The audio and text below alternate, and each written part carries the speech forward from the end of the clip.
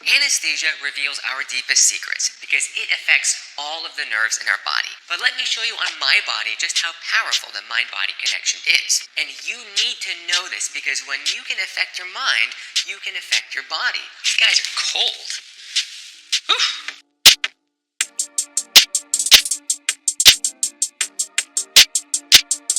Hi, I'm Dr. Anthony Cave, a board-certified, Stanford and Harvard-trained anesthesiologist and integrative medicine specialist. And the single most dangerous behavior that so many of my patients have inside and outside the operating room is something that most patients have no idea they're doing to their own bodies and minds. And that is where they're choosing to place their attention.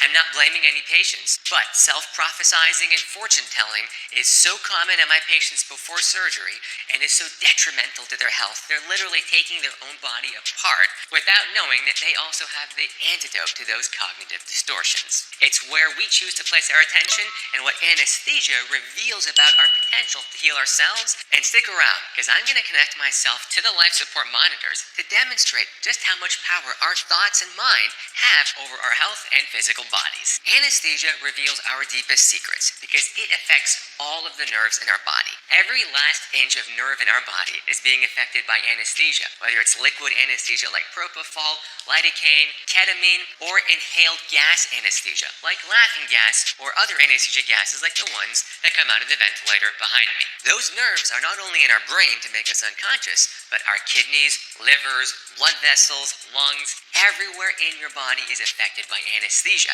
And that's why we have these life support monitors, all of these medications, and a ventilator, because we need to manage your entire body when the nerves have gone haywire from how anesthesia is turning them all off. And something else has the potential to affect many, if not all of those nerves in your whole body.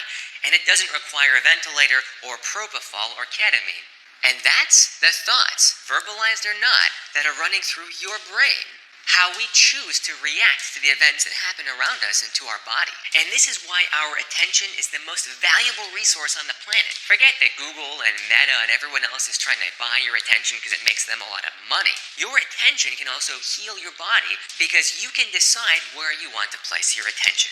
When my patients come into the operating room and come on the table like you see here, and they're already telling me, hey doctor, I always have more pain than other patients, so give me more pain medication. Or, doctor, I always wake up nauseous, so give me more nausea medication.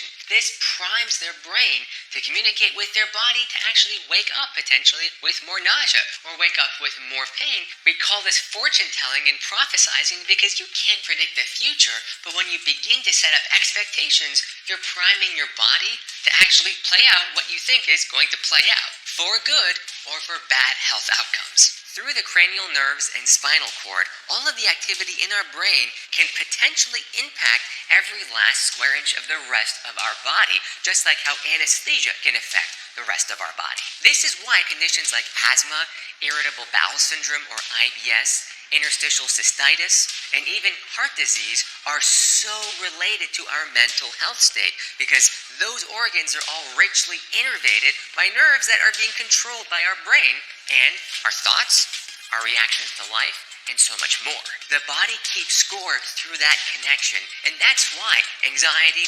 PTSD, depression, and addictions can be revealed when you're under anesthesia and your nerves are being affected by the gas or the liquid IV. The fact that anesthesia can reveal these secrets through the mind-body connection confirms what we've known for thousands of years, and that's that if you can heal the mind, you can heal the body because they're connected. And in the same way, self-prophesizing, negative self-talk, our choice and how to react to the events that happen around us and to us also take advantage of that same mind-body connection for good or for bad. So when my patient already tells me that they're going to have pain and want to know how I'm going to fix it, they have already begun strengthening the connection between their mind to feel more pain in their body after surgery. And this is why psychedelic medicine with ketamine, guided imagery, Clinical hypnosis, or even acupuncture can take advantage of that connection to heal both sides of the spectrum. And under anesthesia, this can be even more powerful because of the effect of all the anesthesia medications on all the nerves in your body.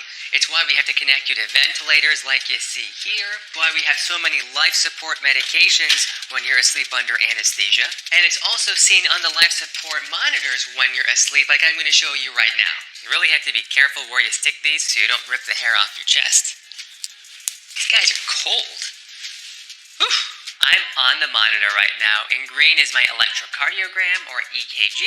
In yellow is my pulse oximeter showing the oxygen level in my blood. That's the 98% here. Now, when I'm not paying attention to how I'm breathing, to what I'm thinking, to what I'm doing, my heart rate variability can go quite low and my heart rate can go up, and my breathing might turn into a rapid, shallow type of breathing. That's all shown on the monitors here when I'm not paying attention to my body, when I'm not mindful of how I'm breathing, what I'm thinking of, how I'm treating other people. But I can change all that by being in touch with my body and paying attention to how I'm breathing. You can compare what my EKG looks like now to me mindfully breathing. Just take a listen as I breathe in for 5 seconds in, 5 seconds out.